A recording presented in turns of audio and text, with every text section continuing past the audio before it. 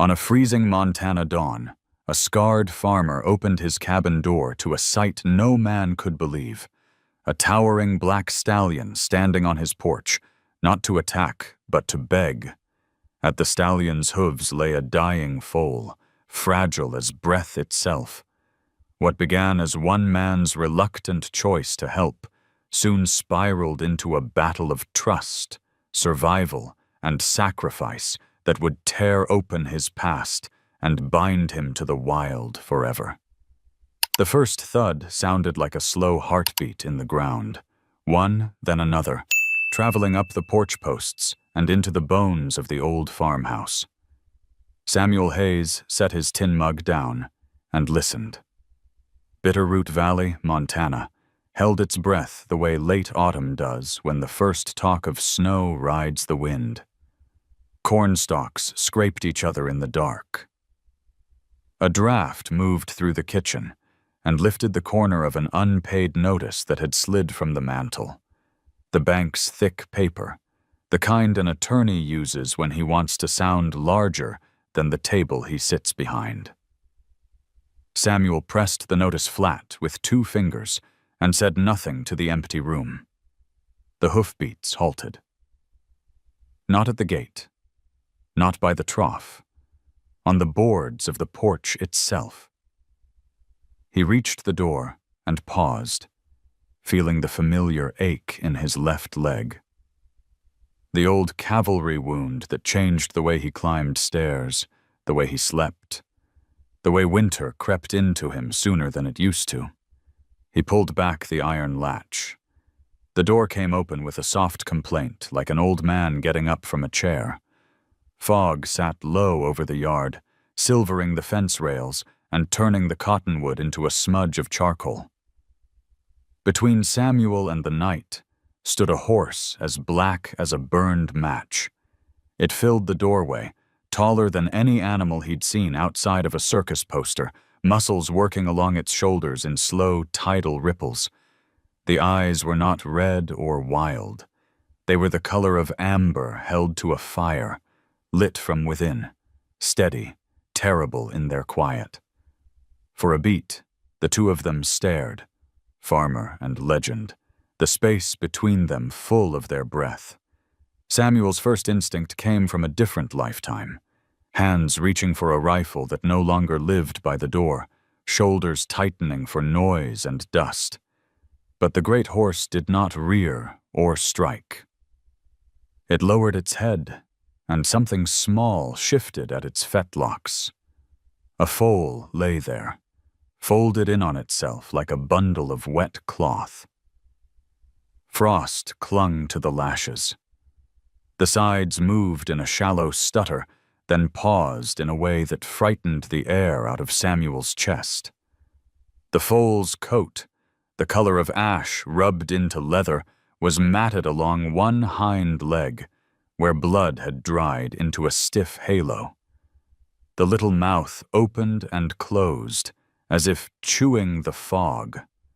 Samuel realized his hand was on the doorframe, squeezing hard enough to find splinters.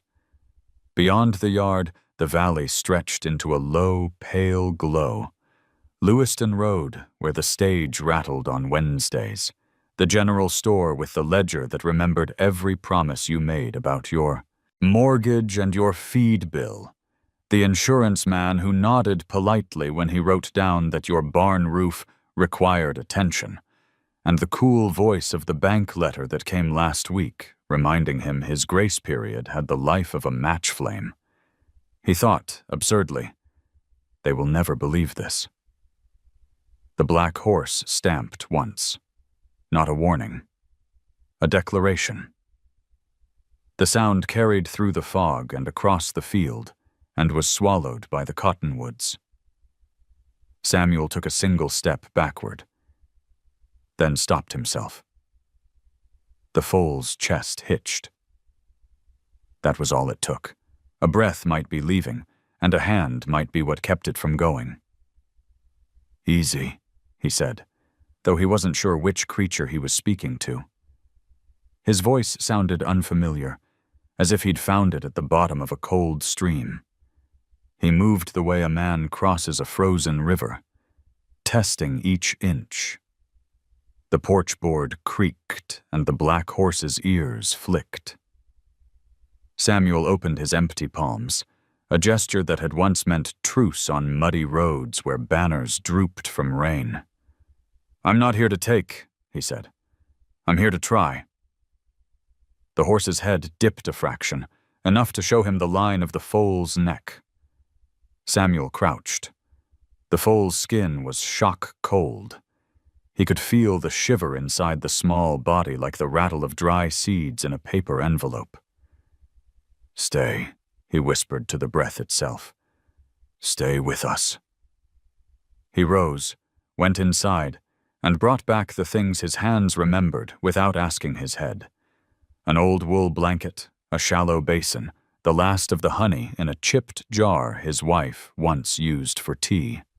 He warmed water on the stove and found a clean cloth to lay over the basin's rim. He did not think about the letter by the mantel, or the way the rooms held quiet like old bread holds smell. He did not think about retirement or the far-off math of men who wore city boots. He thought about how you coax warmth into a fading thing without scaring it away. "Let me near," he told the horse as he set the blanket on the porch boards. The great head hovered, close enough that he felt the heat and the slow machine of breath. The eyes held. The horse did not move. Samuel lifted the foal. It weighed almost nothing, the way an empty bucket fools you until the handle bites. The foal's legs dangled, and when the blanket took him, the small hooves scraped at the wool, not in panic, but in the weak rehearsal of life. Samuel tucked the corners the way he had once wrapped his daughter when the fever shook her. He kept the memory like a hot coal he could not throw and could not drop. The honey dissolved into the warm water and made a swirl the color of late afternoon. He dipped a spoon and touched the tip to the foal's lip. "Just a taste," he said. The first drop slid down the chin and darkened the fur. He tried again, slower, the way you tip medicine into a mouth that has forgotten what it means to swallow. The foal's tongue twitched. A thread of sound left, Samuel's throat. Not a word exactly, but the sound a man makes when a door opens on a room he thought was gone forever. Outside the porch rail, the horse circled once, carefully, the way a sentinel makes sure all the corners have stayed where they belong. When the head came back to the level of the blanket, Samuel saw it more clearly. Not a monster, not a ghost, but an animal carrying a weight no animal should have to carry. The requirement of trust. "Nightfall," Samuel said, trying the word on his tongue. "If you'll have it, that's your name." He said it the way some men say a prayer, quiet, specific, for a single ear.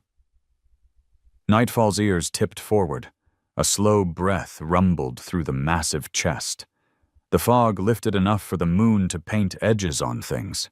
Sam's hands, the knotted grain of the porch, the foam of breath that feathered from the foal's nose.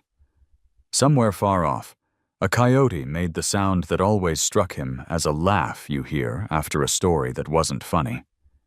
He offered another spoonful. Then another. The second drop stayed. The third almost did. Samuel's back began to ache. But it was the good ache, the kind that says you are giving more than you expected to, and some part of you is grateful for the chance. He rubbed the foal's chest in small circles and felt warmth begin to nibble at the cold. "You're stubborn, aren't you?" he said, and almost smiled. "Good. Stubborn keeps a roof on a house. Stubborn is how a man pays the note when the work is thin." He did not look at the fields where the corn stood ragged, or at the bent gutter he kept meaning to mend before the ice came down like a hammer. He did not think of home insurance or the neighbors' talk about premiums and lightning strikes. All his care belonged to a single set of lungs and a pair of eyes that had not yet decided whether to open.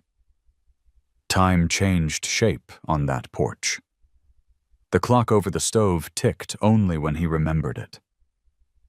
Nightfall's shadow moved an inch, then another, across the floorboards. The foal's breaths evened into a rhythm just steady enough to make hope hurt. When the wind shifted, he smelled the clean iron of the horse and the sweet mineral trace of the valley. The cottonwood loosened a leaf, and it came down spinning, as if unsure whether it was fall yet, or still a late piece of summer caught in a pocket.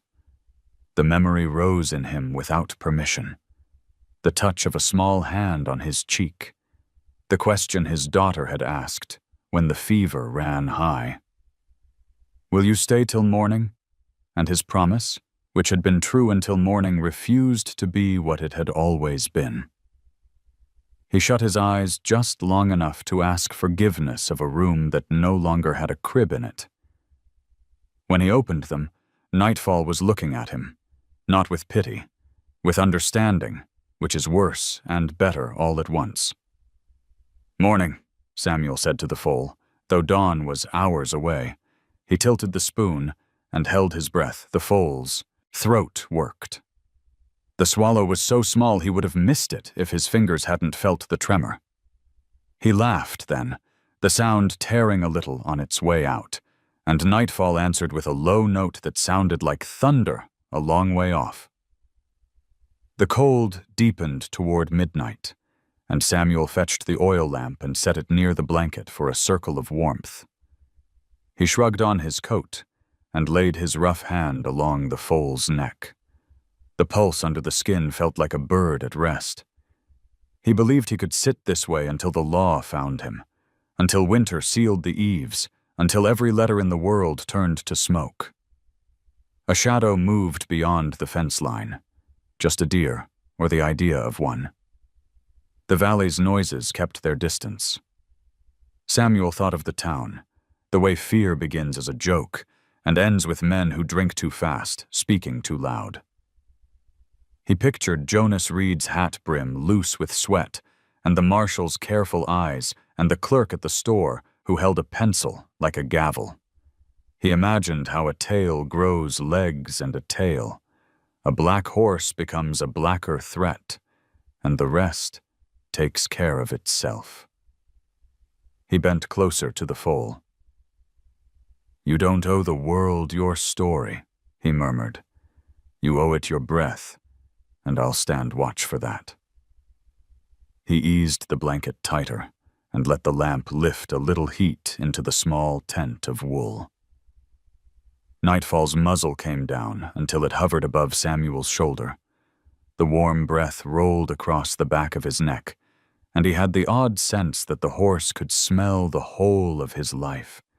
The forge smoke from his years as a blacksmith, the lather and leather of cavalry days, the lavender water his wife had used on Sunday, the sad starch of the starched shirt he wore to 2 graves. He did not move. He let the breath be what it was, an allowance. "Thank you," he said to the air. It felt right to say. Hours gathered themselves and set down quietly. When the foal's breathing grew shallow again, Samuel tipped the spoon and waited, and tried not to let panic knock things from his hands. The swallow came late, but it came. He felt his shoulders ease. The lamp's flame wavered once and caught its balance. Near dawn, the fog thinned to show a river of gray along the eastern ridge. The cold had that strange brightness it gets when the sky is about to be the color of milk. Samuel's knees complained when he stood. He rubbed them with both hands, then leaned his weight to stretch the scar in his thigh until the ache changed from knife to rope. Nightfall followed the motion with those ember eyes. "Morning's coming," Samuel told the horse. "That's the bargain I made a long time ago. I stay till morning." He looked down at the foal. The little chest rose and fell with a rhythm that was still fragile, but no longer wild. He let out a breath he didn't know he'd been holding since the first hoofbeat hit the porch. He thought of coffee, and of how the first swallow on a hard day tastes like permission. He thought of calling out to the empty house, the way he sometimes did, asking a question to no one about feed or weather. Instead, he said the thing the next hour required. "I need help," Samuel whispered, the words barely louder than the steam that curled from the lamp glass. "I can hold the line, but I can't mend what I don't know. I'll fetch someone who does." He met Nightfall's gaze and nodded once, as if answering a command he had finally decided to obey. Then he turned toward the yard, where his old mare dozed near the fence, and the first thread of light began unspooling between the hills, light enough at last to point the way to town. The road to town was still cloaked in pale gray when Samuel Hayes drew the saddle tight across his old mare's ribs. The horse blew a tired breath, fog rolling from her nostrils, as if she too questioned the wisdom of traveling before dawn. Samuel's left leg throbbed with the familiar ache of cold and scar tissue, but he pressed his boot into the stirrup and pulled himself up, jaw clenched against the complaint of joints that had grown older than the rest of him.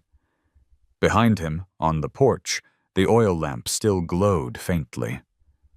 Under the circle of light, the foal lay bundled in wool, chest rising in uncertain rhythm, while the great black stallion, Nightfall, stood sentinel, its massive body a wall of shadow and promise. Samuel guided the mare into the rutted lane, each hoof striking with a hollow sound that carried into the stillness. The Bitterroot Valley spread around him, cornstalks bent and brittle, fields stripped of color, cottonwoods skeletal against the horizon. This was land that punished softness. Men spoke of yield and mortgage rates, of crop insurance and freight costs, as if the soil listened. But Samuel knew the earth only answered to sweat and patience, and even then, it often answered with silence. His life here had become the reflection of that soil, unyielding, scarred, carrying more absence than presence. He remembered when he first came west after the war, his left leg bound, his spirit drained. He had chosen this valley because no one else had wanted it. The fields were rocky, the winds harsh, the winters long. Yet for him, it was refuge. A place where the silence did not demand conversation, where no one asked why he walked alone. He built the cabin with his own hands, hammering nails through grief and exhaustion until the house stood like a stubborn act of will. For years, he believed he had buried the past beneath the boards, but now, with a single night on the porch, the past had clawed its way back. The foal's fragile breaths replayed in his ears with every hoofbeat of his mare. Each stumble of memory brought him to the fever of his daughter, the way her skin burned under his palm, the whispered promise he made that he could not keep. When the grave swallowed her, he thought it had swallowed all reason to care again. Yet one look at that small, trembling chest last night had unraveled the barricades he'd built. A creature not his own had asked him to stay until morning. And he had. That frightened him more than the stallion's burning eyes. As the first lanterns of town came into view, Samuel felt the shift of another kind of weight, the human one. Townspeople spoke quick, sharp words that spread faster than winter fire. They had already whispered about his debts, about the sagging roof and the unplowed field. What would they say of a black horse the size of a house, appearing at his farm, leaving a half-dead foal. Fear thrived in such places. Fear could raise the price of feed, drive men to sell, and send rifles hunting. He knew the pattern. First a rumor, then a story, then a verdict. He dismounted by the edge of Main Street, where the wooden awnings sagged under the night's frost. A dog barked once and then retreated, sensing the unease in the air. Samuel tied the mare and limped across the boardwalk toward the small clapboard building where a single lantern burned, a doctor's office that had been ignored by many because its owner was not the man they expected.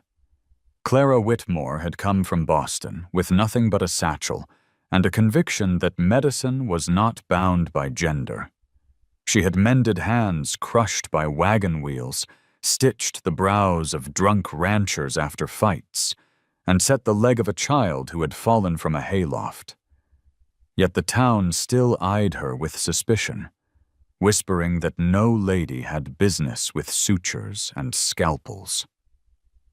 Samuel rapped once on the door. A pause. Then the sound of footsteps across a wooden floor. Clara opened, hair braided loosely, sleeves rolled above her elbows. She carried the air of someone who did not wait for approval to be given.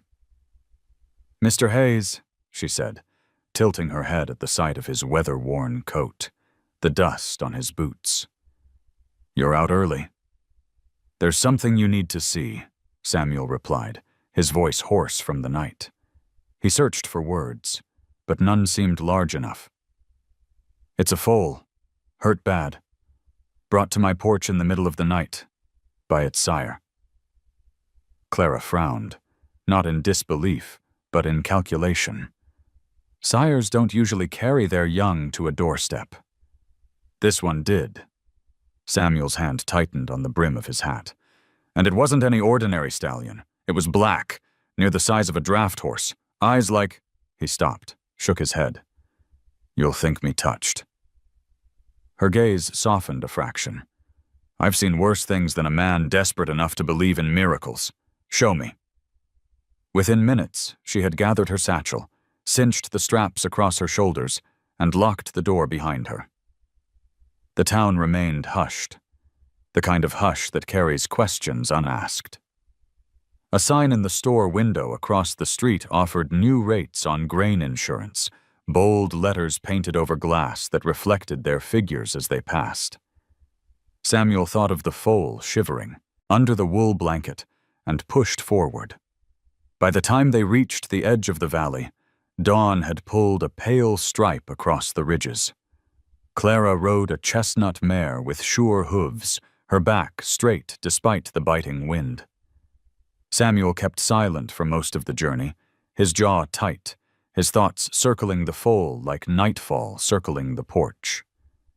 Clara studied him at intervals, seeing a man scarred more deeply than his limp explained. She said nothing, but her presence beside him was steadier than any words. When at last the cabin came into view, the oil lamp still glowed in the dim light. Samuel's chest clenched. He half feared the porch would be empty, that the foal's chest had stilled, that nightfall had vanished into fog like a story he had only dreamed. But as they rode closer, the sight froze him in the saddle. Nightfall still stood at the rail, unmoving, massive, a sentinel carved from shadow. And beneath its watch, the foal remained curled in the blanket, its breath faint but visible. Clara slid from her horse, eyes narrowing as she took in the size of nightfall. "Good Lord," she whispered. "That's no tale." Samuel dismounted, his hands unsteady. "I told you," he said quietly, though the words were more to himself than to her. He stepped toward the porch, feeling the ground tremble beneath each hoofbeat of the black stallion. Nightfall's head turned, eyes burning, but it did not strike. Clara set her satchel down, kneeling beside the foal, her hands already moving with the precision of one who knew the thin line between breath and silence. Samuel held his own breath, watching as the woman and the horse measured each other in the space of a heartbeat. The valley around them was waking. The cottonwoods rustled, a crow called once from a distant fence post. Yet for Samuel, time had narrowed to this moment. A woman kneeling, a foal fading, and a stallion entrusting his world to the hands of strangers. He felt the earth tilt, and with it, the weight of his own solitude. Something had shifted forever. The porch smelled of oil lamp smoke and frost when Samuel guided Clara toward the bundled foal. Nightfall stood over them, shoulders arched high, his breath clouding like smoke from a forge. Clara knelt, rolling up her sleeves, hands practiced and steady despite the sheer presence of the animal looming above. Samuel kept close, his weight shifting uneasily on his bad leg, ready to throw himself forward if the stallion struck. But Nightfall did not. His amber eyes locked on Clara's movements, unblinking, as though memorizing every gesture. Clara touched the foal's neck with the back of her hand. Her lips pressed into a thin line. Pulse is faint. He's dangerously cold. She eased her fingers along the foal's ribs, pausing at the hind leg where blood had dried in a stiff mask. This wound is deep, but not fresh. Infection's begun. She reached into her satchel and drew out a small vial. I'll need fire to sterilize and more warmth than this lamp can give. Samuel ducked inside the cabin, returning with a bundle of straw and the thicker of 2 wool blankets. He spread the straw near the lamplight, his motions clumsy from fatigue, then lowered himself beside Clara. Together they shifted the foal onto the bed of straw, the colt's body lighter than Samuel expected. Its head lolled against his arm, and the brief weight made him shiver, the echo of carrying his own child from crib to sickbed. He forced the thought away, focusing only on the foal's shallow breaths. Nightfall's hooves struck once against the porch boards, thunder in wood. Samuel raised both palms. Easy now, he murmured. She's here to help. His voice cracked, but the stallion's head lowered a fraction, the ears flicking forward as if conceding. Clara glanced at Samuel, then back to the horse, a spark of awe in her gaze. I've never seen anything like this, she whispered. He's not just guarding, he's watching as though he understands. Samuel didn't answer. He was too busy holding the foal's jaw still, while Clara coaxed drops of honey water past its lips. At first the liquid slid away, darkening the straw beneath. But after several attempts, the colt's throat moved. One swallow, then another. Samuel felt the faint tremor beneath his fingertips and nearly laughed out loud. There you go, he whispered. That's it. Stay with us. The black stallion gave a low rumble, a sound that vibrated through Samuel's chest. It was not a threat. It was approval. Samuel glanced up, meeting the horse's gaze, and for the first time since the war, he felt something loosen inside him. He realized the bond forming here was not made of rope or rein, but of trust. A pact born in silence, sealed in the pale light of dawn. Hours stretched thin. Clara cleaned the wound with strips of cloth soaked in whiskey, her brow furrowed in concentration. Samuel held the colt steady, murmuring reassurance in a rasp he hadn't used in years. Nightfall circled the porch, slow and deliberate, each pass a warning to the world beyond the fence. The only sound inside that circle was the scratch of Clara's tools, the soft hum of the lamp, and the fragile rhythm of a foal's breathing. As the sun climbed higher, color returned faintly to the colt's lips. Its ears twitched at Samuel's voice, a small but undeniable response. Clara sat back, wiping sweat from her forehead with the sleeve of her coat. "He has a chance now," she said softly.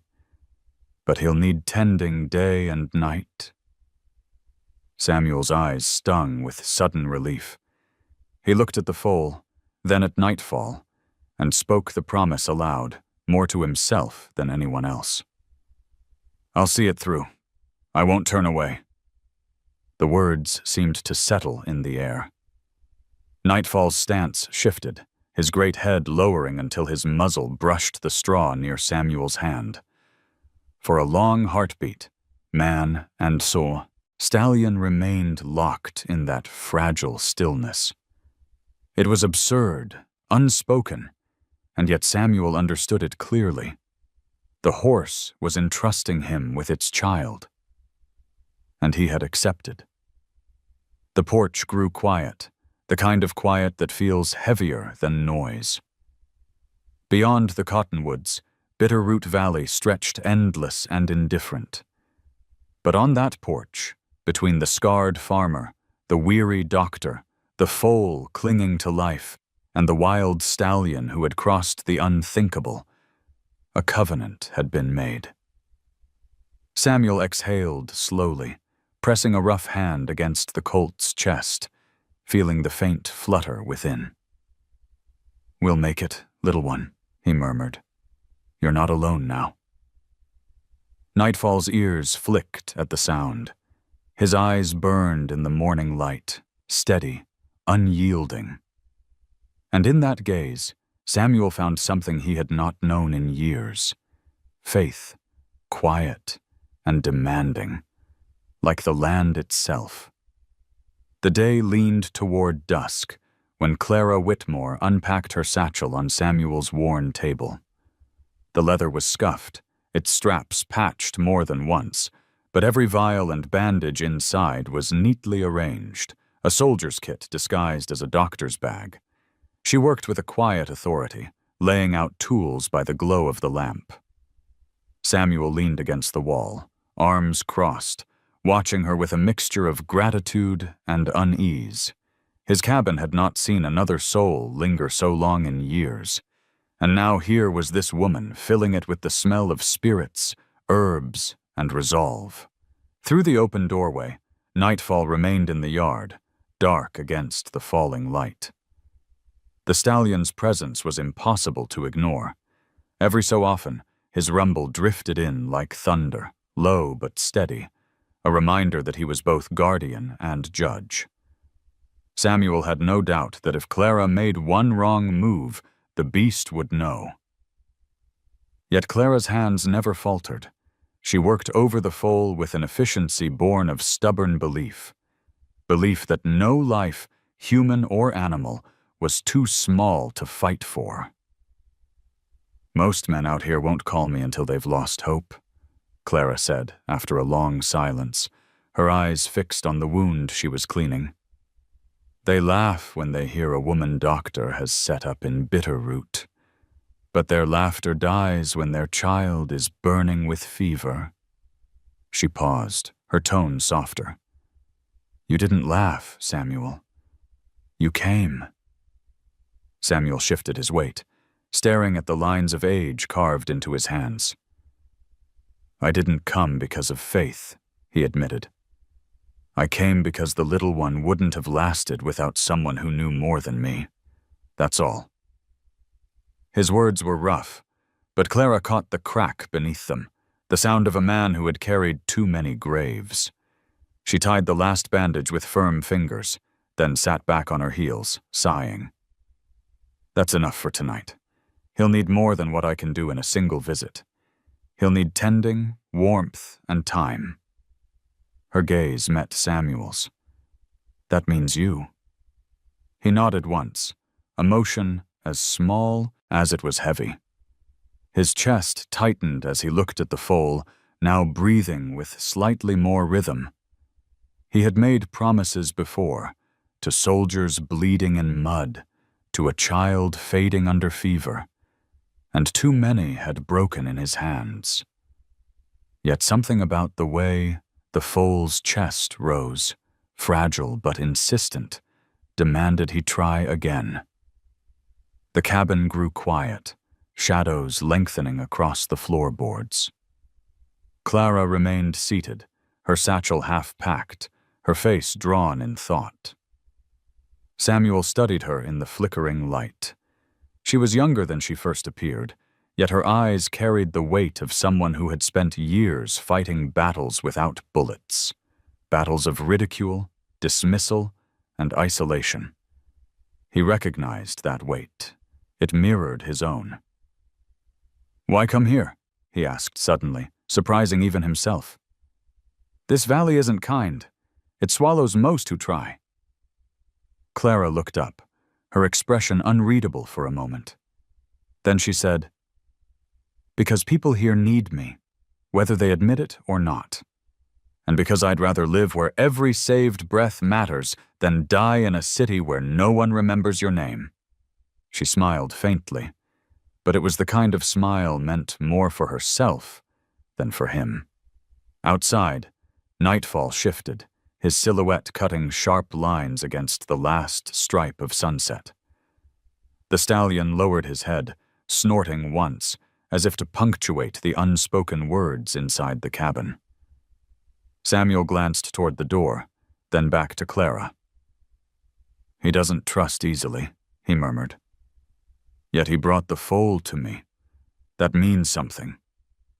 "It means he saw something in you," Clara replied. "Maybe more than you see in yourself." Samuel had no answer for that. He only moved closer to the foal, adjusting the blanket, his calloused hands unexpectedly gentle. The foal stirred, a faint sound escaping its throat, not quite a whimper, but enough to make Samuel's breath catch. He smoothed its small mane and whispered, "Rest easy now. You're safe." Nightfall's rumble carried in once more, softer this time, like an echo of Samuel's promise. Clara watched silently, sensing that she had stepped into something larger than any diagnosis or treatment. She packed her tools carefully, closed the satchel, and stood. "I'll come back tomorrow," she said. "He won't be out of danger for a long while." Samuel followed her to the door, his limp pronounced after hours of kneeling. The valley outside was sinking into blue-gray dusk. He saw her mount her horse, the satchel hanging against her side like an extra limb. "Thank you," he said quietly, words he had not spoken to anyone in longer than he cared to admit. Clara tipped her chin. "Don't thank me yet. Thank me if he makes it." With that, she guided her mare down the dirt track, her figure dissolving into fog. Samuel turned back toward the cabin. Nightfall still stood guard, head high, eyes glowing faintly in the twilight. Samuel felt the unspoken agreement settle deeper between them. He had taken on the burden, and the stallion would hold him to it. The farmer eased onto the porch steps, his body heavy, but his mind sharper than it had been in years. The foal shifted inside, letting out a faint sigh. Samuel tilted his face toward the sky, where the first stars had appeared, and whispered, "We'll see this through, you and I." The night answered with silence, but the kind that carried promise rather than emptiness. For the first time in a long while, Samuel didn't fear the hours ahead. The Bitterroot Valley darkened quickly, swallowing the last of the light until only the oil lamp on Samuel's porch kept the cold at bay. Clara had returned to town, promising to come back at first light, leaving Samuel alone with the foal and the massive shadow of nightfall. The house creaked under the weight of the wind, and the silence between gusts carried its own heaviness. Samuel settled himself beside the small body wrapped in blankets, his scarred hands resting gently on its ribs, as if his touch alone might keep the fragile rhythm of life steady. Hours stretched in uneven lengths. The foal's breath rattled shallow and uncertain.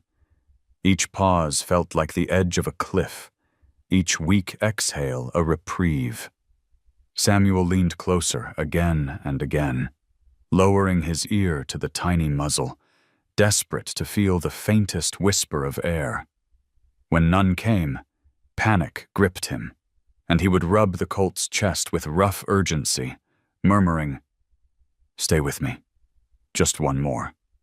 Sometimes it worked, sometimes not, but the rhythm always returned, thin as a thread of spider silk, holding them both captive. Nightfall never moved far. The stallion's enormous form lingered at the edge of the porch. Head lowered, amber eyes burning with an intensity that cut through the night.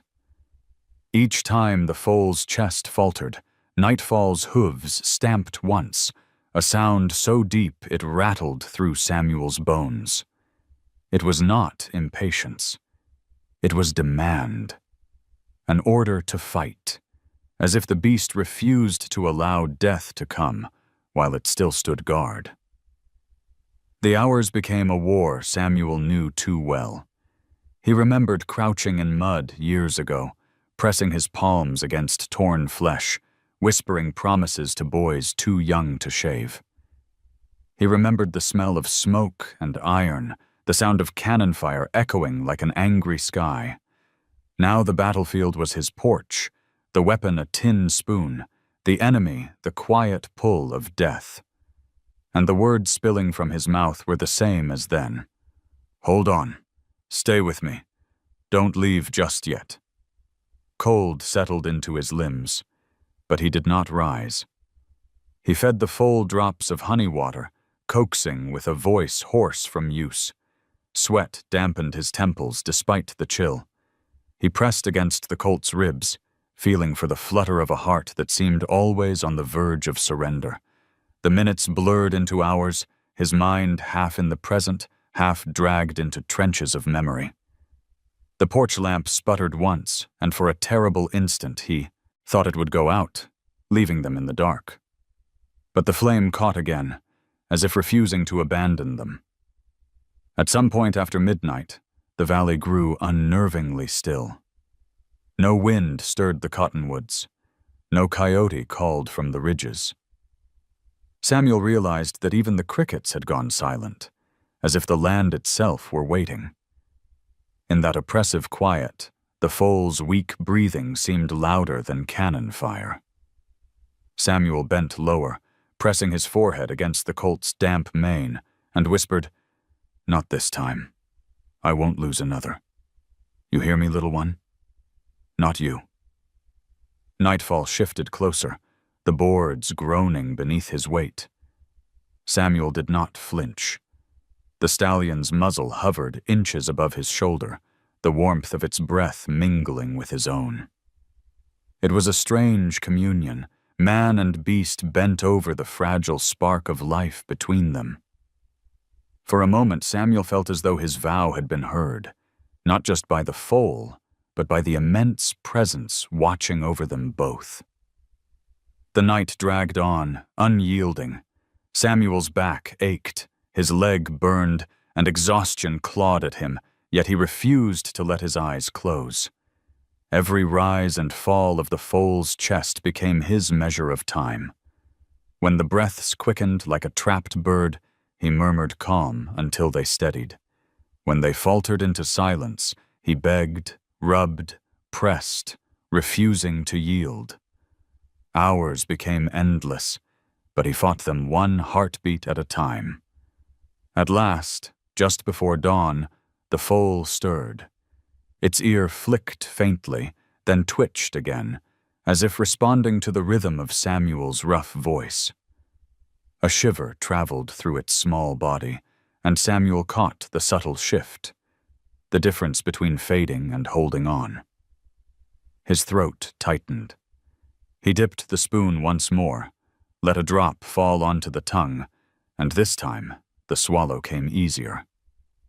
Relief surged through him so sharp he nearly wept. The sky outside was paling, the first suggestion of morning brushing the ridges. Samuel sagged back against the wall, tears stinging his eyes. The foal was not safe.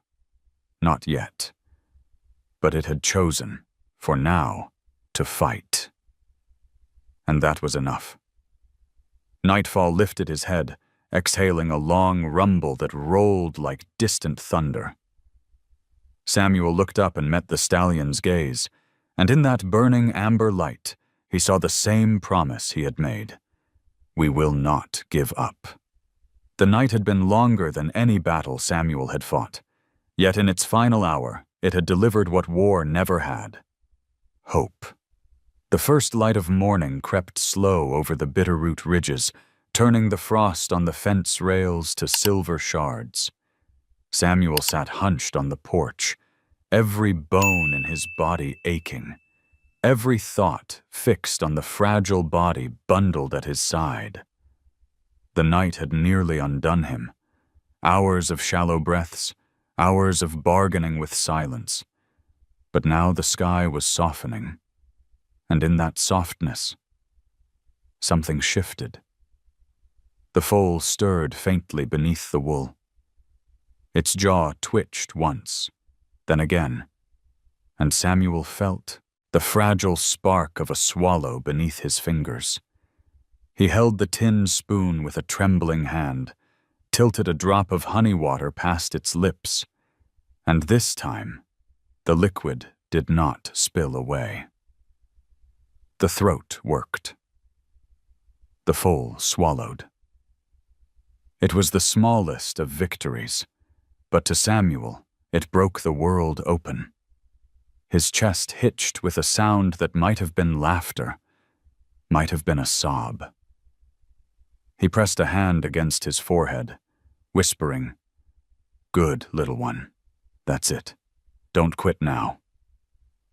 His words fogged in the chill air, but they felt warmer than any fire. Nightfall lowered his massive head, amber eyes fixed on the colt, and let out a sound Samuel had not heard before, a low, resonant whinny, not threat, not grief, but something closer to gratitude. Samuel blinked hard against tears he had thought long dried. In that moment, with dawn spilling pale gold across the valley, it was as if he had been given back a piece of himself he thought the war and the graves had stolen forever. He remembered his daughter's hand clutching his finger in fever, remembered how her breath had failed despite his every prayer. Now, with this foal, he felt the universe had granted him a second chance at keeping a promise. The colt shifted again, weak but determined. Its small hooves pressed against the straw, not strong enough to rise, but no longer limp with surrender. Samuel steadied it, murmuring encouragement in the same tone he had once used to coax a mule across river ice. "Easy now. You've done enough for one night. Just breathe. That's all I ask. Just breathe." From the yard, Nightfall's silhouette loomed vast against the lightening sky. The stallion stamped once, then stood utterly still, as if acknowledging the moment. Samuel felt the weight of that silent approval settle in his chest. This was no ordinary bond. It was not ownership, not command. It was a pact. The horse had chosen to trust him, and Samuel had answered by keeping life alive until the morning.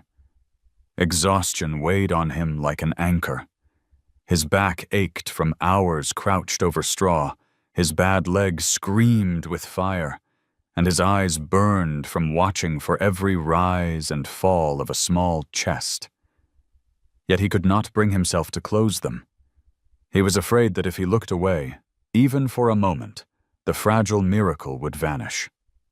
So he sat there, cradling the warmth he had coaxed into existence as the valley woke around them. The cottonwoods shook loose their first leaves. A crow called from a distant ridge. Far off, the sound of a wagon wheel groaned against the frozen ground. The world was moving again, but Samuel's porch felt like the center of it all, a small circle where breath and hope had decided to remain. He lifted his gaze to the ridges, saw the horizon catch fire with dawn, and whispered, "We made it. We held on." When Clara rode up an hour later, her chestnut mare lathered with frost, she found Samuel slumped but still awake, his coat dusted with straw. She dismounted, quickly her eyes sharp as she bent to the foal. Samuel couldn't help the hoarse laugh that escaped him. "He swallowed," he said, voice cracking. "Just at dawn." He swallowed. Clara touched the foal gently, her expression softening as she felt the steadier rhythm beneath its ribs. "Then he's chosen to fight," she replied quietly. She glanced at Samuel, seeing the lines etched deeper on his face, and added, "And so have you." For a moment, the three of them, farmer, doctor, stallion, stood in a silence that was no longer heavy with dread, but full of fragile hope. The valley wind picked up, carrying the faint scent of thawing earth. Nightfall lifted his head toward the hills, his mane catching the light, and Samuel thought he looked less like a shadow and more like a herald of something new. The foal gave a faint, sighing sound, settling deeper into the straw. Samuel laid his hand across its back, rough and scarred, yet gentle. He met Clara's gaze and allowed himself a truth he had not spoken in years. Maybe we've all been waiting for this morning." The doctor didn't answer. She only nodded, her eyes glistening in the dawn. Behind them, Nightfall stood unmoving, his watch not yet ended, as if to say the fight was far from over. But for the first time in longer than Samuel could measure, the day began not with loss, but with the taste of honey and the promise of survival. Dry Hollow's only tavern leaned heavy against the wind that evening, lantern light spilling from its windows onto mud-thick streets. Inside, heat from the stove and the haze of tobacco smoke mixed with the sharper tang of spilled whiskey. Ranch hands crowded the long tables, boots on benches, cards slapped against wood, laughter too loud for the stories it accompanied. But beneath the laughter lived something else. Fear stretched thin into bravado. Jonas Reed sat at the center, his broad shoulders filling more space than the chair allowed. He was a man who carried money in his pockets and anger in his jaw, and both gave him authority in this valley. His herds dotted the lower slopes, more cattle than most families would see in a lifetime, and he viewed anything unbranded as a threat. Tonight, that threat had taken the shape of a story that passed from mouth to mouth, growing heavier with each retelling. A black horse the size of a barn, prowling the valley, eyes burning like coals, bringing ruin in its wake. "It's not rumor," one man insisted, slamming his cup down. "My boy saw prints by the creek wider than his boots. If that monster comes near my herd, there won't be a calf left standing." Jonas leaned forward, his voice cutting through the clamor. "That beast doesn't belong here. Wild stock's one thing, but this? It's a devil horse. If we let it roam, it'll scatter our cattle, spook our mares, and put us all in the poorhouse." He paused, letting the silence hang before he added, "The law might look the other way for a while, but I won't. I'll see it put down before it wrecks what we've built." The words landed like sparks on dry tinder. Men who had been grumbling in half-belief straightened, nodding. A few pounded the table. The sound filled the room like the rising of a storm. No one mentioned that the black horse had hurt no man, stolen no stock, broken no fence. Fear did not need evidence. It needed only an image, and Jonas had given them one. At the back of the tavern, Samuel Hayes stood with his flour sack, listening. He had come only for supplies, but the moment he stepped through the door, he felt the weight of eyes and whispers. Now, hearing Jonas fan the crowd's fire, his stomach clenched with dread. He thought of Nightfall standing sentinel outside his cabin, thought of the foal whose breath had just begun to steady, and felt the ground shift beneath him. He wanted to speak, to tell them what he had seen on his porch. A stallion not of rage but of plea, a creature that had laid its trust at his feet. He wanted to tell them about the foal, fragile and gray, alive only because of a single drop of honey swallowed at dawn. But he knew better. This room had no patience for truth that asked for compassion. Fear had already been chosen as the easier story. Jonas raised his glass, whiskey sloshing. "If the marshal won't act, I'll call the cavalry myself. They'll bring rifles enough to drop a beast that size." The room erupted in agreement, the sound of men convincing themselves they were right because they were loud. Samuel's fists clenched until his knuckles burned white. Every word felt like a blade pressed against his chest. He left without a sound, pushing through the swinging doors into the cold. The street lay empty but for a dog nosing the gutter. His mare waited by the post, ears flicking. He mounted slowly, his leg protesting, and turned toward the valley. Behind him, the tavern's laughter roared again, a cruel echo in the night. As he rode home, the stars overhead were sharp as nails. Each hoofbeat carried the weight of decision. Tell no one, speak to no one. Carry this burden alone. He thought of Clara, of her steady hands and quiet defiance, and wondered if even she could shift a tide already turning against the stallion. He thought of Nightfall, how the horse had lowered its head and allowed a man near its child. And he thought of the promise he had whispered into dawn. "We'll make it. We'll hold on." The road stretched black before him, the cottonwoods whispering above. Samuel whispered back, though no one heard, "They'll come for you. They'll come for both of you. But I won't let them have you." Back at the cabin, the lamp still glowed faintly.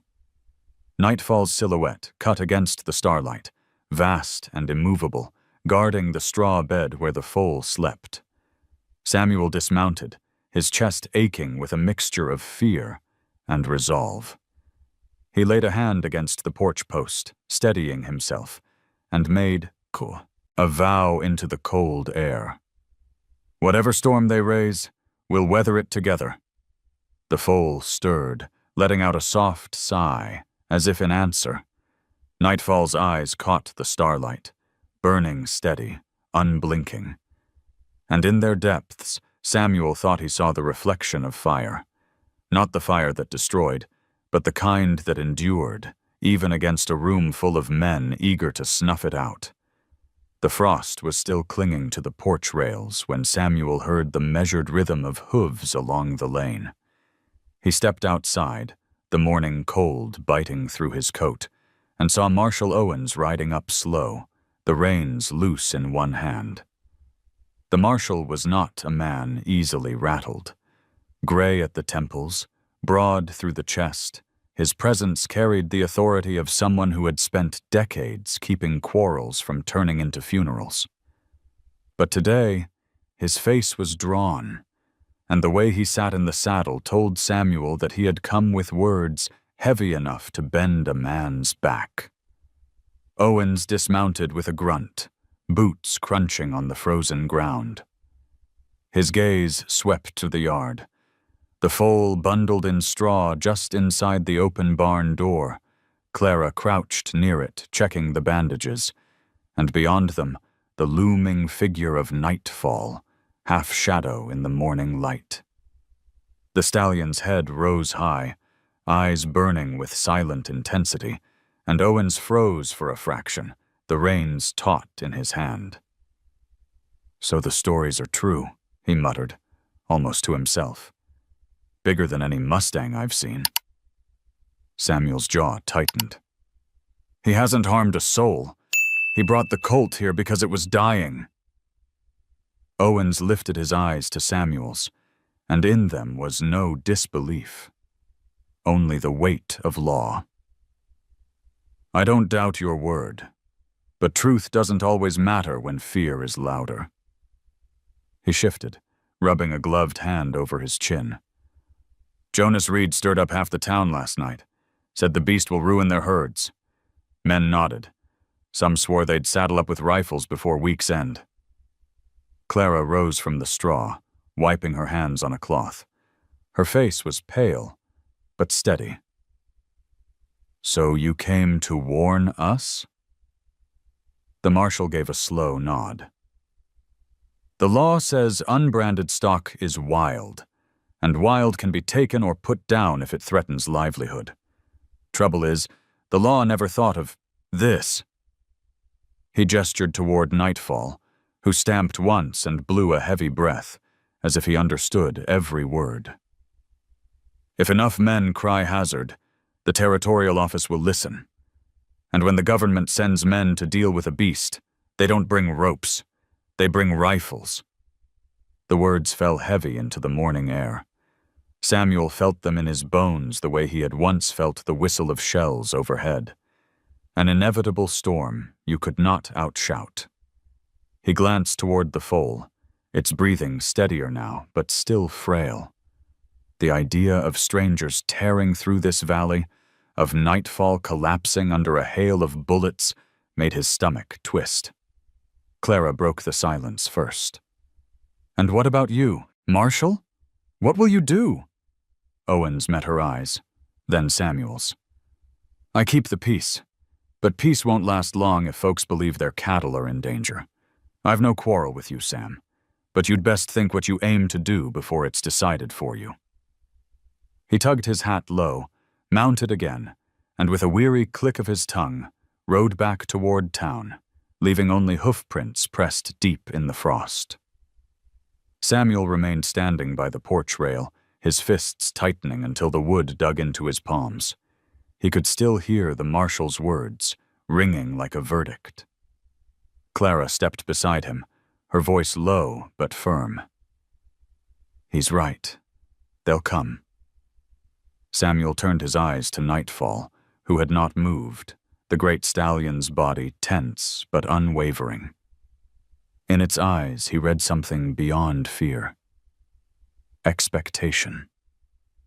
Trust had been given, and with it, a responsibility heavier than any burden he had carried before. He thought of the battles he had fought, the comrades he had buried, the graves that still lived in his nightmares. Then he thought of the colt, whose tiny heartbeat had steadied in his hands, and the choice became clear. "I won't let them touch him," Samuel said at last, his voice a rasp of iron and resolve. "Not him. Not the colt." Clara studied him a moment, then nodded. "Then we'd better be ready. Fear can move faster than truth." The foal stirred in the straw, letting out a faint sound, and Samuel's shoulders eased just slightly. He crouched, adjusting the blanket, his scarred hands gentle against the fragile body.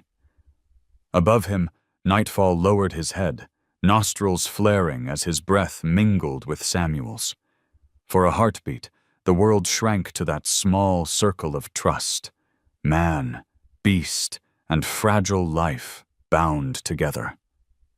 But beyond the cottonwoods, the valley carried the echo of boots and rifles not yet gathered, but soon to come. Samuel felt it in the air, in the way the morning seemed thinner than usual, as though the horizon itself braced for storm. He whispered to the foal, "We'll find a way." The words were not a promise yet, but they would have to become one. That night, Samuel sat alone on the porch steps, a lantern flickering at his side. The valley lay quiet, but the quiet did not bring peace. Marshal Owen's words still pressed against him, heavy as an iron yoke. "They'll come with rifles, Sam." He stared at the foal resting in the straw bed, its breathing steadier now, its chest rising and falling in a rhythm that felt almost normal. And near the barn, Nightfall stood tall in the moonlight, his silhouette cut sharp against the ridgeline, mane drifting in the cold wind. The stallion seemed carved out of the night itself, watching, waiting, as though he too sensed the storm gathering beyond the hills. Samuel's mind circled restlessly. He had fought battles before, on muddy fields, against men who spoke in different tongues but bled the same color. Yet this was different. This was not a fight. He could meet with steel or fire. He had no army now, no flag, no cause but one: to keep a fragile life safe. The colt had swallowed honey at dawn, had chosen to fight, and that choice bound Samuel in ways he could not ignore. Inside the cabin, Clara dozed in a chair, her satchel close by. She had stayed after the marshal's visit, refusing to leave Samuel to face the night alone. The fire in the stove had burned down to embers, casting the room in soft, uncertain light. Her presence was a quiet reassurance, yet Samuel knew even her skill could not shield them from the force of fear once it took root in men's hearts. He rose stiffly, limping to the doorway. Nightfall turned his head toward him, ears flicking. Samuel whispered into the darkness, "They'll come for you. And when they do, I won't be able to stop them here." The words caught in his throat, but saying them aloud made their truth undeniable. His thoughts turned to a story he had once heard on a winter night long ago, around a fire shared with a Shoshone guide. The man had spoken of a hidden valley beyond the Bitterroot Ridges, a place where wild horses thrived away from the eyes of men. Steep cliffs guarded it, cottonwoods sheltered its streams, and no rancher's brand ever touched its herds. Samuel had dismissed the tale then as myth, but now, in the shadow of Jonas Reed's growing anger, the story returned like a map drawn in memory. Perhaps it was legend. Perhaps it was real. Either way, it was the only chance he could see. He sat back down, staring at the foal. The colt twitched in its sleep, legs kicking weakly as if dreaming of running. Samuel reached forward, laying a calloused hand gently against its side. "You deserve more than this," he murmured. "More than fences, more than bullets waiting to find you." His voice dropped lower, breaking. "I couldn't save them before, but maybe I can save you." The hours crept past, each one heavier than the last. Samuel felt the weight of his own solitude pressing harder than ever. He had buried family, comrades, even himself, in ways he had never admitted. But this time, something fragile and fierce had asked him not to give in. The foal's breath, the stallion's watchful eyes, Clara's steadfast courage. They had all woven themselves into a net that refused to let him fall back into silence. By the time dawn bled pale over the horizon, Samuel had made his decision.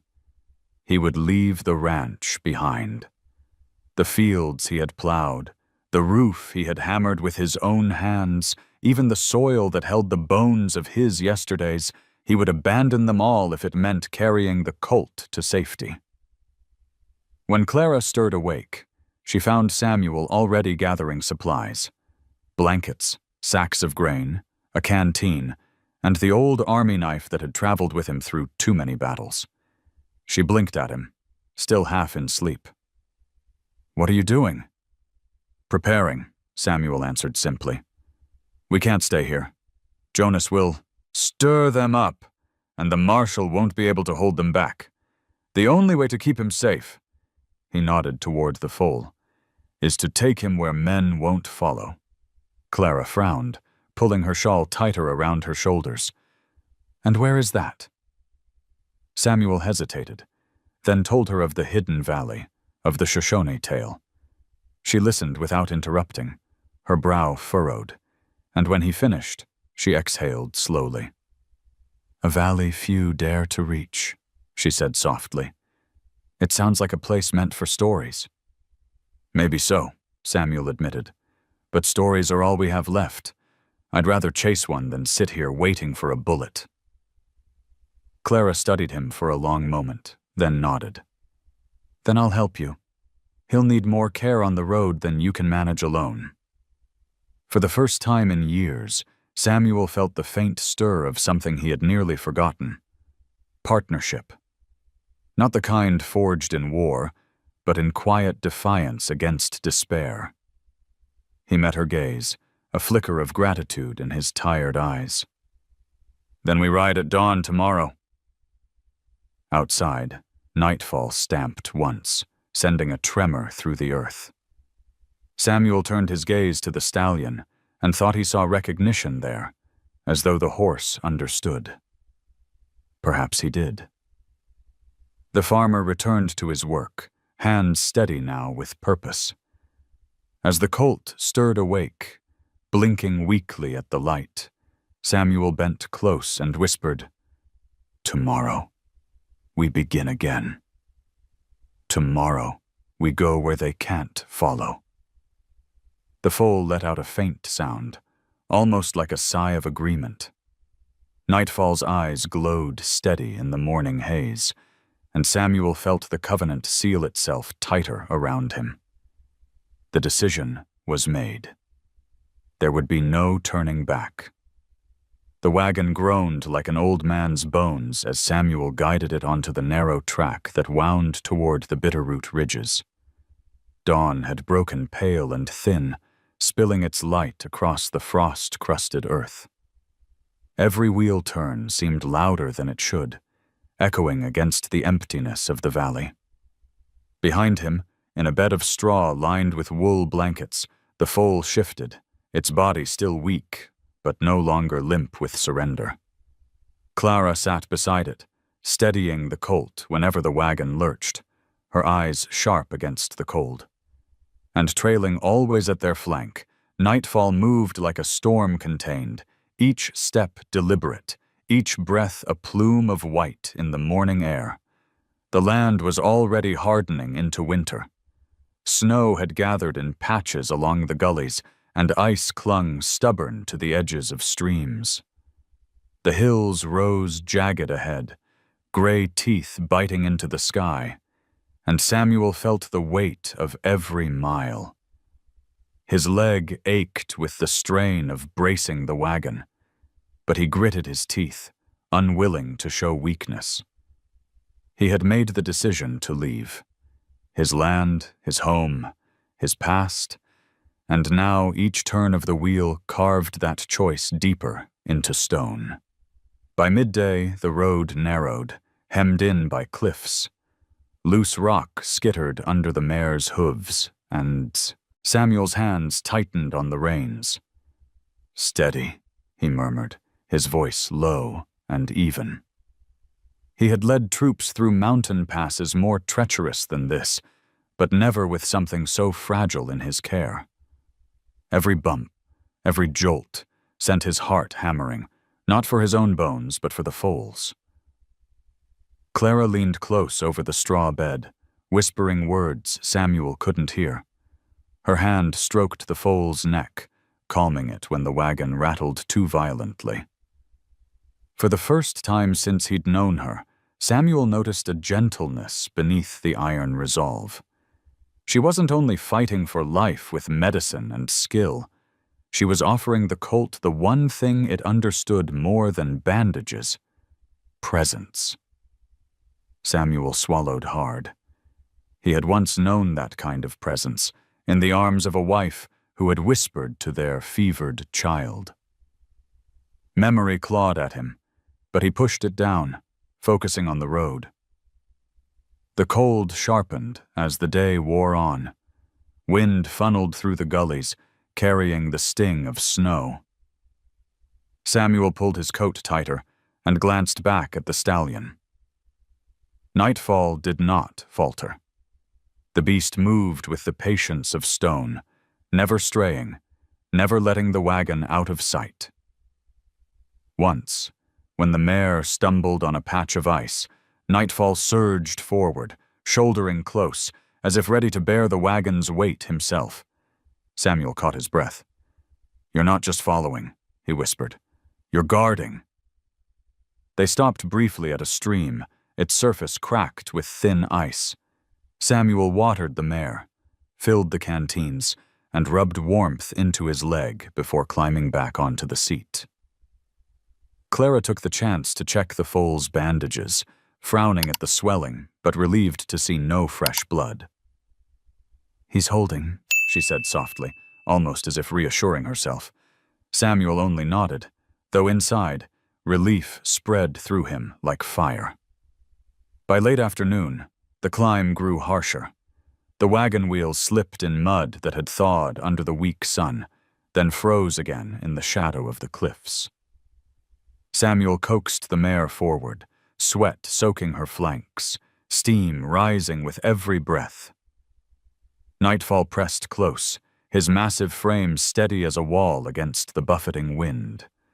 More than once, Samuel caught the stallion's eyes on him, burning, unblinking, as if weighing his resolve. The sun dropped fast behind the ridges, leaving the world in blue shadow.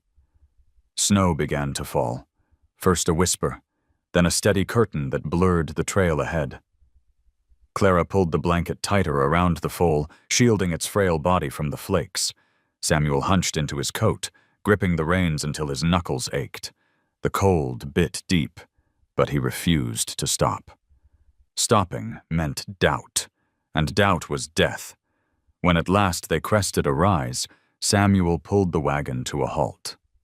Below stretched a narrow valley, silvered with snow, the cottonwoods lining its creek, bowing under the weight of white. For a moment, the sight stole his breath.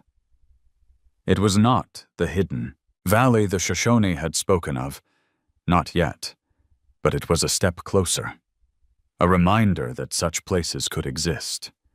He turned to Clara. Her cheeks were raw from wind, her eyes red-rimmed from watching the foal, but she managed a small nod.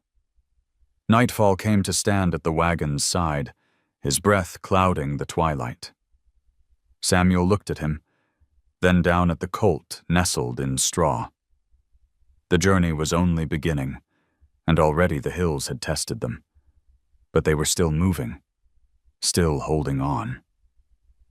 He laid a hand on the mare's damp neck and whispered, "Tomorrow we climb higher."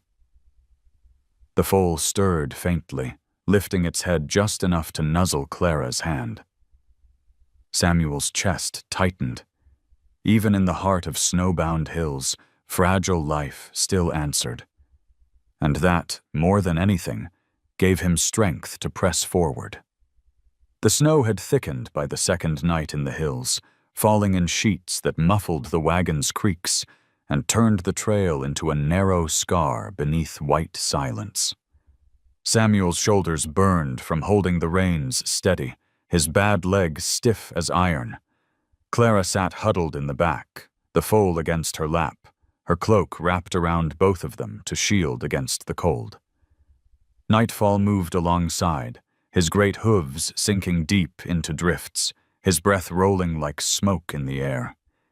It might have been peaceful, almost holy, if not for the sound that came drifting up the gulch behind them, a baying chorus that did not belong to wolves. Samuel felt the hair rise on his neck. He knew that sound. Hounds. He pulled the mare to a halt, listening.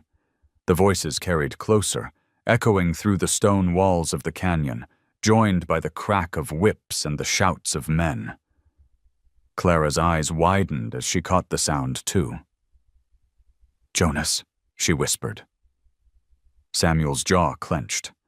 He had hoped Jonas Reed would keep to threats and whiskey, but the rancher had wasted no time. He'd loosed men and dogs into the hills, determined to find the stallion, to prove the monster tale true.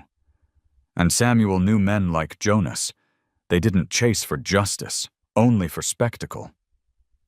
The hounds came faster now, their howls rising in fevered pitch.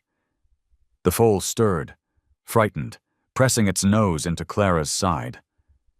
Nightfall stopped dead, ears sharp, muscles rippling like coiled rope. The stallion's head turned toward the sound, and from deep in his chest came a roar so low it vibrated the snow beneath Samuel's boots. "Samuel!" Clara hissed, gripping the foal tighter. "What do we do?" He scanned the trail ahead. Narrow, hemmed by cliffs, no room to push the wagon faster. His mare could not outrun hounds weighted with cart and cargo. He knew the choice before he wanted to speak it.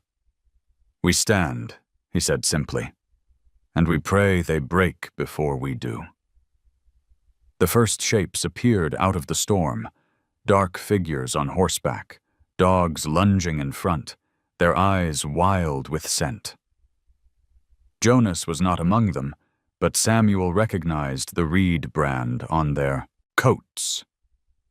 Men with rifles slung across their backs, faces red with cold and greed.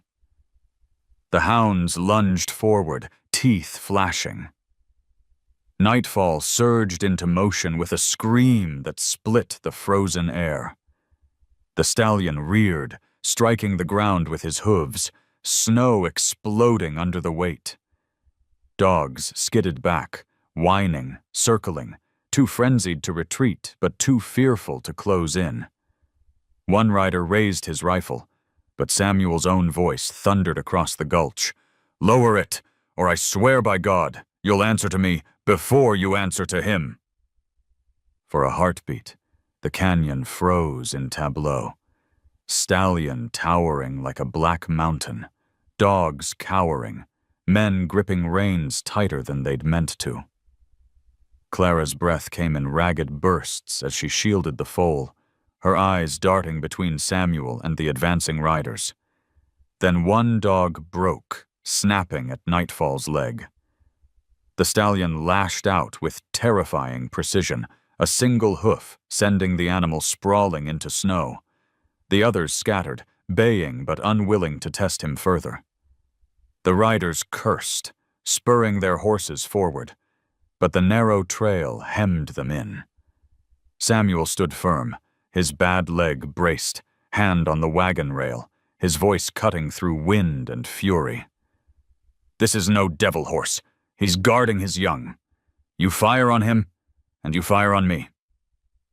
The words struck harder than he expected.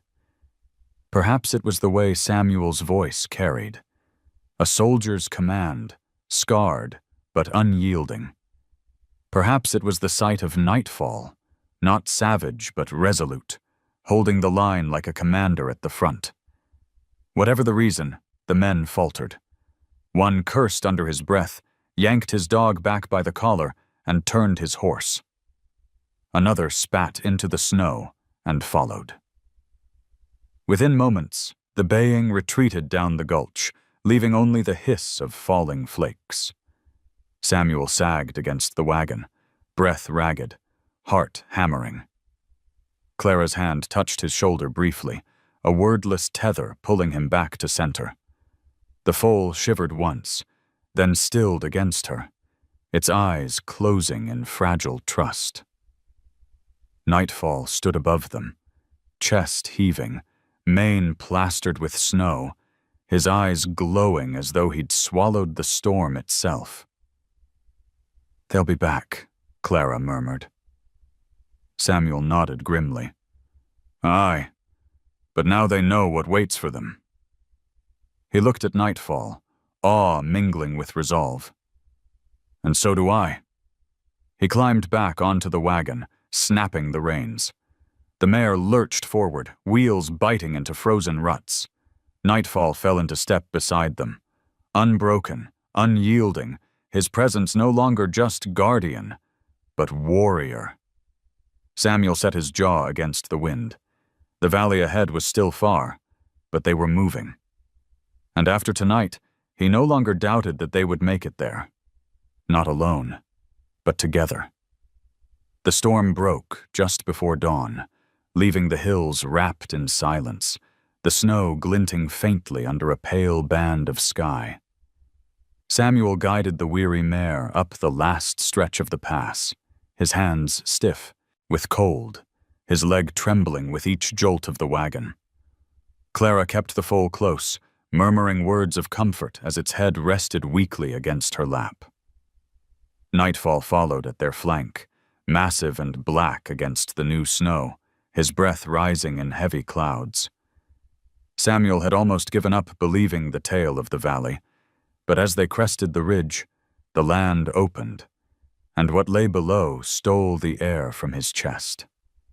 The valley stretched wide and green despite winter's grasp, as though the snow itself had chosen to pause at its borders. Cottonwoods lined a clear stream that cut silver through meadows, their branches swaying in a breeze gentler than the gales that had hounded them for days. Herds of deer grazed at the far edge, lifting their heads briefly at the newcomers before settling again. It was as if the place had been waiting, hidden from men and rifles, a sanctuary untouched. Samuel halted the wagon at the ridge, staring down as if afraid the vision would vanish if he moved too quickly. Clara gasped softly beside him, her hand still resting on the foal. "It's real," she whispered. "It's truly here." For a long moment, Samuel could not speak. The stories he had carried like half-forgotten songs now stood solid before him, carved into earth and water. The decision he had wrestled with night after night seemed suddenly less like a gamble and more like a calling. He flicked the reins gently, guiding the wagon down the slope into the valley's heart. Nightfall surged ahead, his hooves striking the earth with a rhythm that felt older than memory. When they reached the meadow floor, Samuel halted the wagon near the stream. He climbed down stiffly, his leg nearly buckling from fatigue, and helped Clara lift the foal onto the soft grass. The colt blinked at the sudden brightness, its ears twitching, its breath visible but steady. Samuel spread a blanket beneath it, adjusting the bandages with hands that trembled more from awe than exhaustion. Nightfall approached, lowering his massive head to the colt. He inhaled deeply, his nostrils flaring, and for a moment the world stilled. Samuel held his breath, afraid the stallion might reclaim its young and vanish into the wild herds that surely roamed here. But Nightfall did not move to take him away. Instead, he stood close, a shadow of protection, his eyes flicking once to Samuel in a gaze that felt less like threat and more like recognition. Clara knelt beside the foal, her hair tumbling loose from the wind, her hands gentle as she adjusted the colt's position. "Here," she said softly, offering Samuel a flask of warm broth she had heated over a quick fire. "Let's see if he'll take more than honey today." Together they coaxed small sips into the colt's mouth. To their astonishment, he swallowed greedily, a faint strength flickering in his eyes. Clara's smile was weary but radiant. "He's fighting harder now." Samuel sat back on his heels, staring at the foal, then at the stallion looming above. He thought of all he had left behind. The cabin leaning into the wind, the half-plowed fields, the graves he never visited enough. He realized none of it mattered as much as this fragile life, this trust offered by a wild beast, this valley that promised a future unscarred by fear. As the sun rose higher, the valley revealed itself in full. A flock of birds lifted from the cottonwoods, scattering across the sky. The stream whispered against its banks, carrying the clean scent of melted snow. Samuel closed his eyes and let the sound wash over him. For the first time in years, he felt not like a man running from loss, but like someone who had arrived where he was meant to be. Clara settled beside him, brushing the snow from her cloak. "Do you think they'll find us here?" she asked quietly. Samuel opened his eyes, looking out across the ridges that walled the valley like guardians. "If this place has hidden itself for this long," he said, "maybe it can hide us too." He glanced at Nightfall, who lifted his head high, mane rippling in the wind. The stallion looked every bit the sovereign of this sanctuary, a creature of myth made flesh. Samuel felt a slow smile tug at his lips. Or maybe he'll make sure of it. The foal shifted, letting out a faint nicker that startled them both. Samuel laughed softly, the sound rusty but genuine, and Clara's answering smile lit her tired face. For a moment, the valley seemed to hold its breath with them, as if acknowledging the fragile triumph of survival. Samuel reached forward, resting his rough hand on the foal's back. "Welcome home," he whispered. And for the first time in years, the words felt true. The valley's silence was unlike any Samuel had ever known. It was not the silence of empty land or of grief, but the deep stillness of a place untouched, as though time itself bent around it. He sat in the grass near the stream, his boots damp, his body sore from days of travel. Clara was across from him, coaxing the foal to take careful steps. The colt wobbled, knees buckling, then straightened again, determination flickering in its dark eyes. Nightfall watched from a distance, his massive frame outlined against the rising cliffs, ears pricked, body taut with unreadable purpose. For hours they lingered in that suspended world. Clara moved with patience, guiding the foal in small circles, murmuring encouragement. Samuel found himself unable to look away, his chest aching with something he could not name. He had seen men fight to their last breath, had heard the broken prayers of fathers begging for sons to live. But this fight was different. It was not against an enemy, not against men, but against frailty itself. And somehow, in every faltering step, Samuel felt a piece of himself rising too. By midday, the colt managed 3 unsteady strides before collapsing back onto the blanket. Clara laughed softly, pride in her voice. "He's choosing to taunt. Stay with us," she said. "He wants to fight." Samuel nodded, but his eyes drifted to the stallion above them. Nightfall had not moved, yet Samuel felt the weight of his gaze with every heartbeat. The stallion had carried the foal to his porch, had guarded them through nights of terror, and had endured the chase of hounds. Now, here in this valley, his role seemed to shift. He was not demanding anymore. He was waiting. As dusk began to fall, Samuel carried the foal to the cart they had pulled down into the meadow. He untied the rope that looped gently around the colt's neck, the same rope he had used to steady it through the journey. His fingers lingered on the knot, then released it, letting the rope fall away into the grass. Clara watched him, her brow furrowed. "What are you doing?" "Giving him a choice," Samuel answered. His voice was low, rough with something close to fear. He set the colt down, stepped back, and stood still. "He's not mine to keep. If he belongs with Nightfall, he'll go. If he stays, then it will be by his own will." The meadow seemed to hold its breath.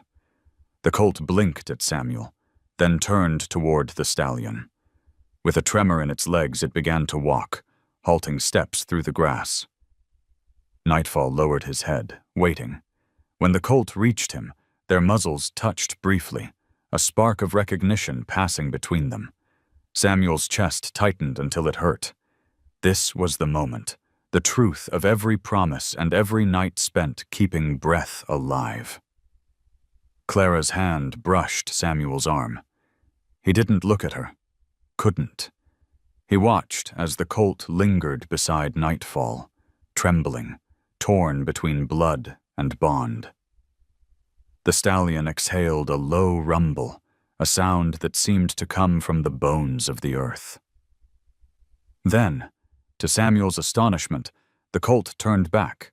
Its legs wobbled, its body leaned, but it walked, straight toward him.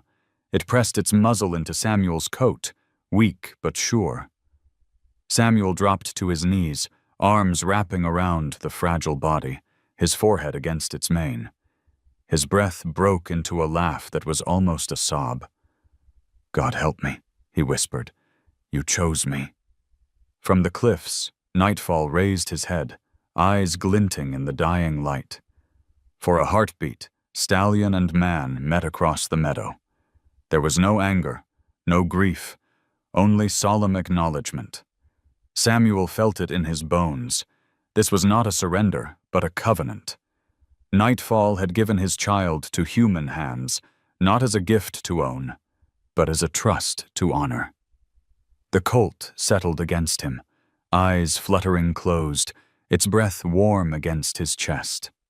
Clara knelt beside them, her smile faint, but filled with something Samuel could not quite face. Hope. The stream murmured nearby, cottonwoods rustling in the evening breeze, and above them the stallion turned slowly, climbing the slope into shadow, his massive form fading into the high ridges. Samuel held the colt tighter, tears slipping unbidden down his face for, the first time since the war, he felt not like a man abandoned by life, but chosen by something wild, something fierce, something that still believed in his hands. The valley darkened around them, stars beginning to pierce the sky. Samuel whispered into the colt's ear, "You're free. You chose this path, and so did I." The colt sighed softly, as if in answer. Nightfall's distant silhouette paused once on the ridge, then vanished beyond sight.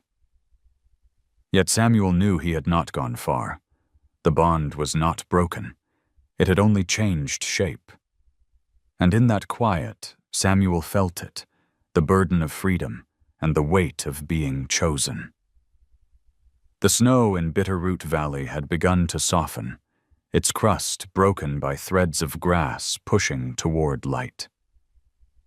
Samuel's wagon rolled slow along the trail that led them back toward his cabin, each mile carrying the weight of change.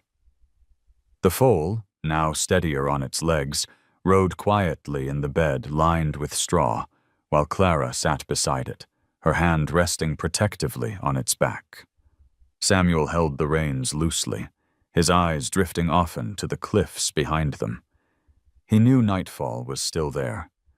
He could feel it in the way the air seemed charged, in the silence between the wind gusts, in the tremor that sometimes rose from the earth like the beat of a hidden drum. By the time the cabin's roof came into view, leaning against the sky as it always had, Samuel felt the ache of returning.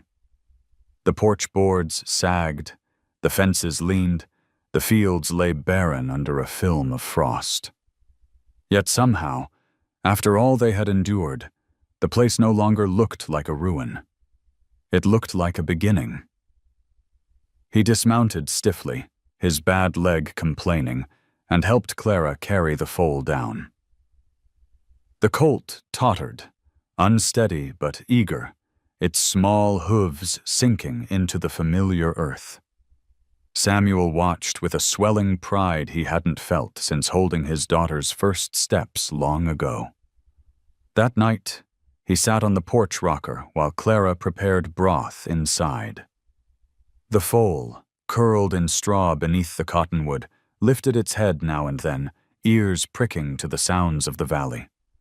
Samuel sipped coffee gone cold, his gaze drifting to the ridges. And there, etched against the horizon, he saw him. Nightfall, black and immense, a shadow crowned with fire from the setting sun. The stallion stood perfectly still, watching. Samuel rose slowly, hat in hand, as though acknowledging a figure carved into legend. Their eyes did not meet across a dozen paces, but across a gulf of understanding that no distance could erase. Samuel felt it like a hand pressed to his chest. Nightfall had not abandoned them, had not severed the bond. He was keeping watch. Clara stepped outside, drying her hands on her apron, and followed Samuel's gaze. Her breath caught softly. "He's still with us." Samuel nodded, the brim of his hat trembling in his fingers. "Not with us," he corrected, voice low, "but near enough. Close enough to remind me what was given." His eyes misted as he looked back at the colt, now nosing through straw with clumsy determination. "I swore I'd protect him, and that's a vow I'll not break." The stallion shifted slightly, tossing his mane, then turned his head toward the far ridge. The gesture was not farewell. It was assurance.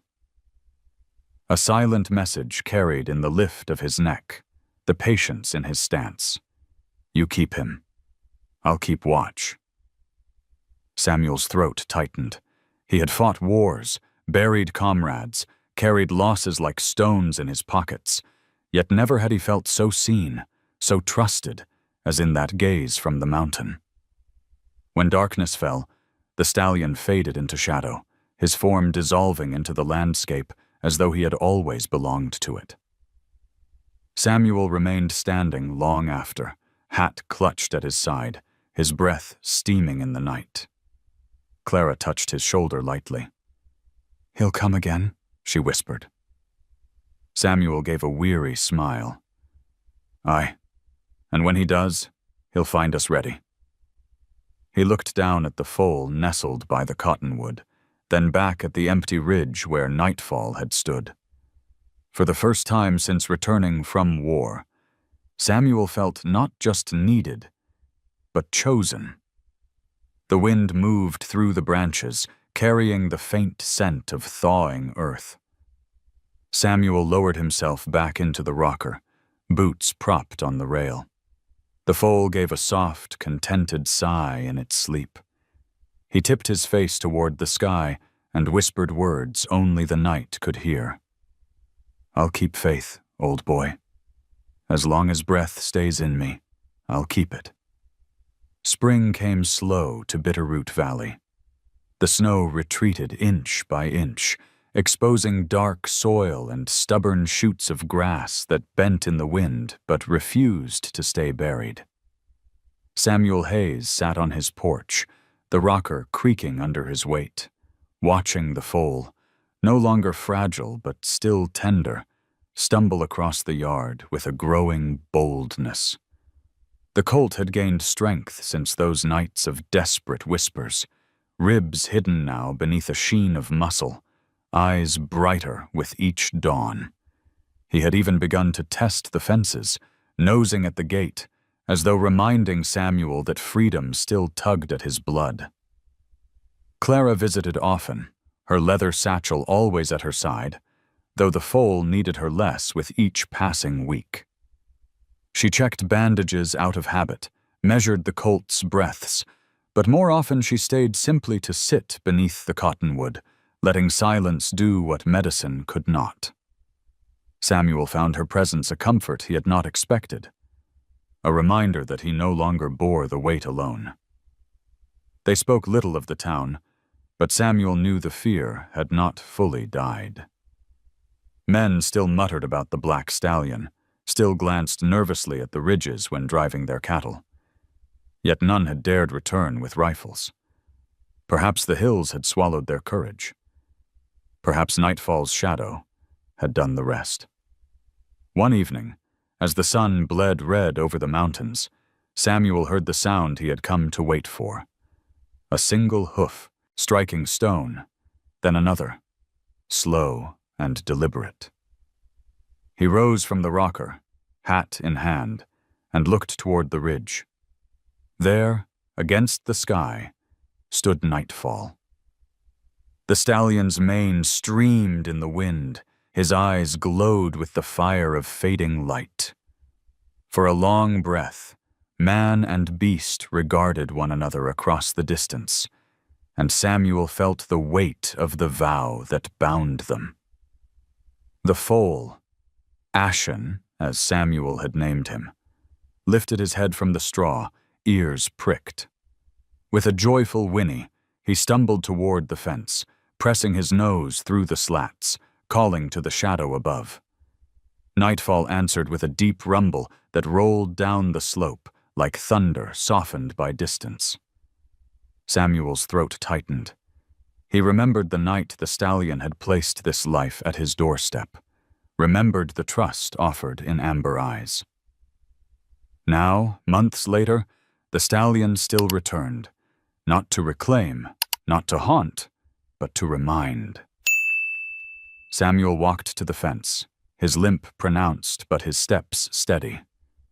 He laid a hand on Ashen's neck, feeling the young strength under his skin, and whispered, "You're safe. You're home. And I've kept my word."